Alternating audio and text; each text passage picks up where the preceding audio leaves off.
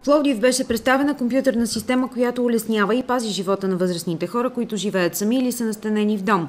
Проектът се казва Оазис. Чрез специален софтуер може да се проследи здравословния статус на възрастния човек, хранителните му навици, както и да се подпомогнат социалните контакти на възрастните хора чрез система, подобна на Фейсбук.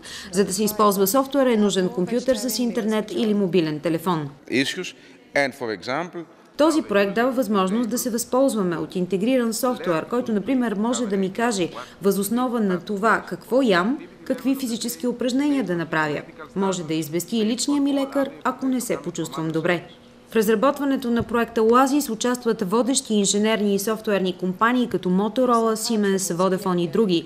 Партньор от нашата страна е Асоциация Мария Кюри. Проектът е създаден с финансовата подкрепа на 7-ма рамкова програма на Европейския съюз. В България той ще бъде тестван за първи път в Дома за стари хора в Главиница, Пазарджишко.